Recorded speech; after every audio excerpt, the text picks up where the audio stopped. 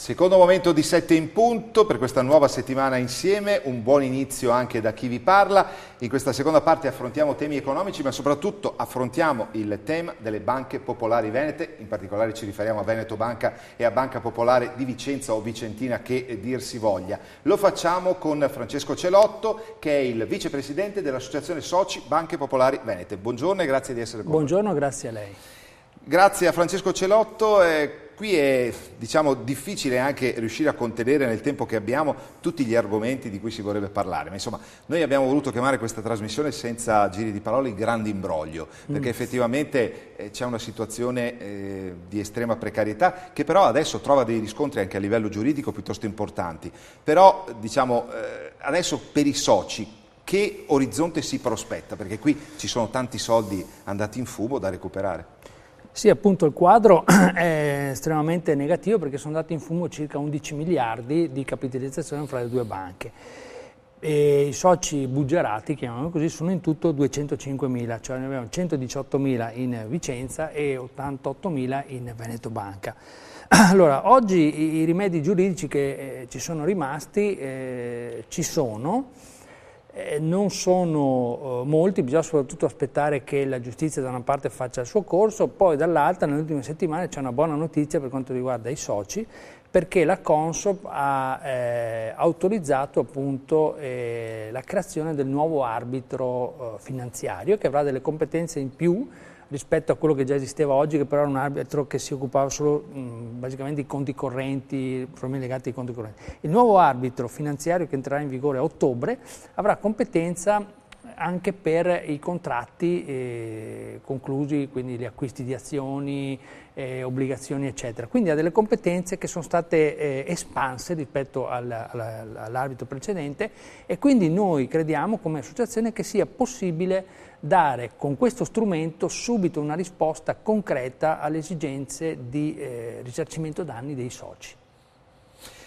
Senta, questi pronunciamenti, ecco perché non sono sentenze, sì. 2 volte il Tribunale di Venezia si è espresso a proposito anche della legittimità sì. di un certo tipo di azione, di operazione sì. nei confronti dell'istituto di credito.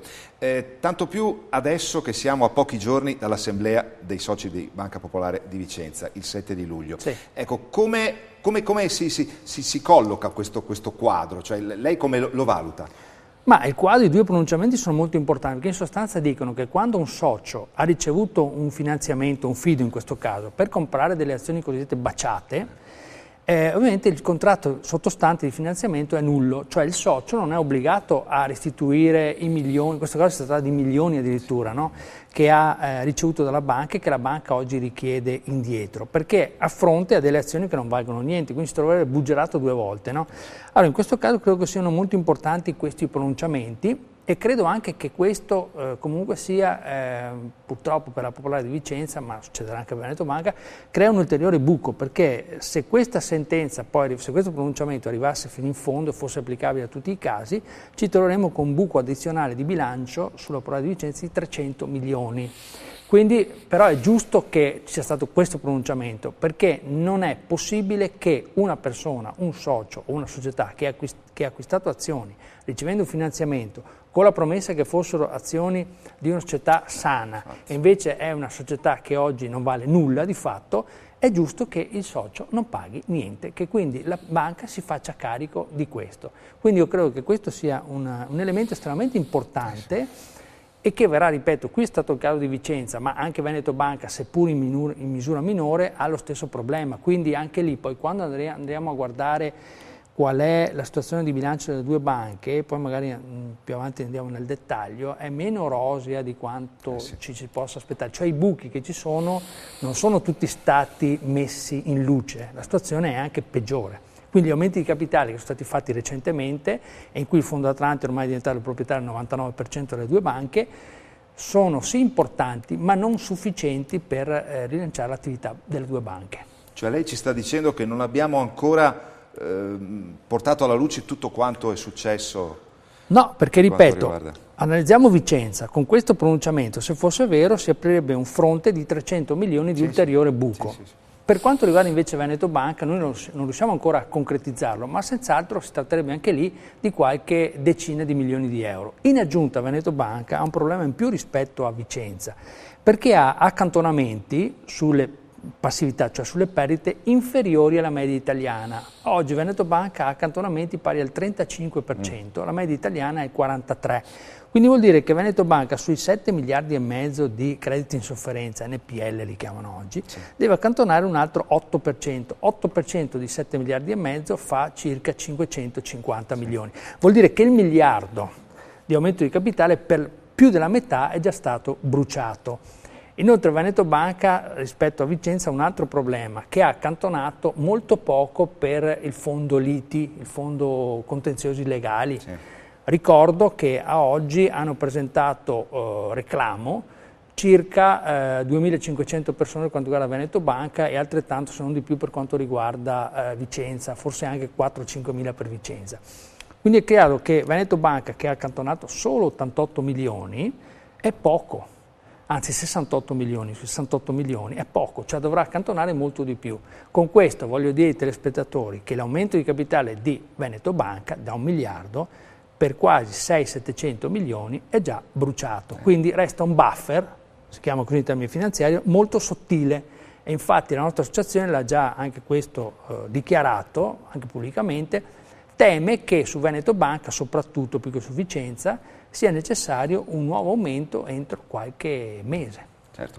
Senta, a proposito, l'ha appena citato, Francesco Celotto è il vicepresidente dell'Associazione Soci Banche Popolari Venete, ma voi in che misura rappresentate i soci delle banche popolari venete? Cioè, noi abbiamo circa 1 migliaio di soci fra le due banche, quindi noi siamo un'associazione che sta lavorando molto e sta collaborando con alcuni studi anche fuori dal Veneto per cercare di dare risposte concrete a questa situazione, perché troppo spesso abbiamo visto promesse non mantenute o anche atteggiamenti anche da parte della politica che non sono congrui. Noi in questo momento cerchiamo di dire quanto possiamo recuperare dei soldi persi. Pertanto noi stiamo focalizzando la nostra attenzione molto sul tema dell'arbitrato. Poi c'è anche il discorso delle cause penali, perché c'è tutto il discorso penale, ma lì sarà la magistratura sulla quale poi magari anche lì apriremo una piccola finestra, e ci sono il tema anche dei tavoli di conciliazione con le banche, però anche il tema dei tavoli di conciliazione, se le due banche sono così malmesse, com'è possibile che possano conciliare e dare dei soldi? Quindi anche lì c'è qualche gruppo che paventa, daranno qualcosa, ma le banche assolutamente non daranno nulla perché non sono in condizione di dare nulla.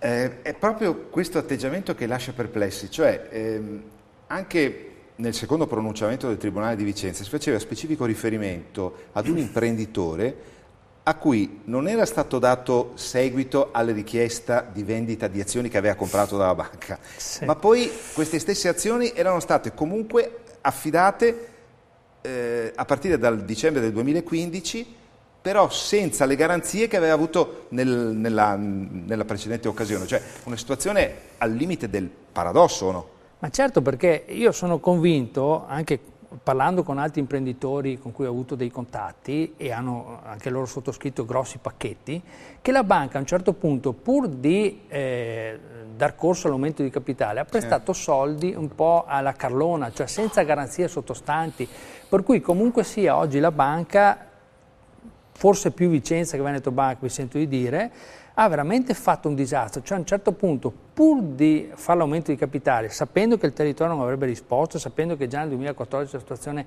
economica e finanziaria era molto difficile, ha fatto questi aumenti, cioè ha concesso questi soldi con garanzie nulle di fatto. Io so anche di più, posso anche dirle che un imprenditore mi ha raccontato la sua storia, un grosso imprenditore qui della zona di Padova, e praticamente gli veniva detto: noi ti facciamo un finanziamento e a un tasso dell'1%, ma poi l'1% te lo retrocediamo, cioè da una parte paghi il tasso, ma però noi te lo rimborsiamo, quindi a tasso zero. Quindi qui sono state, ovviamente tutte le regole anche imposte dalla BCE sono state assolutamente non rispettate, è stato fatta un qualcosa che ha dei profili penali e non solo di gravità inaudita. Sì. Con questa dichiarazione di Francesco Celotto ci fermiamo un istante giusto per alcuni suggerimenti commerciali. Rimanete con noi perché andiamo ancora più a fondo in questa vicenda delle banche popolari venete, in particolare della Banca Popolare di Vicenza, senza trascurare Veneto Banca. Ne continuiamo a parlare con Francesco Celotto, vicepresidente dell'Associazione Soci Banche Popolari Venete. A tra poco.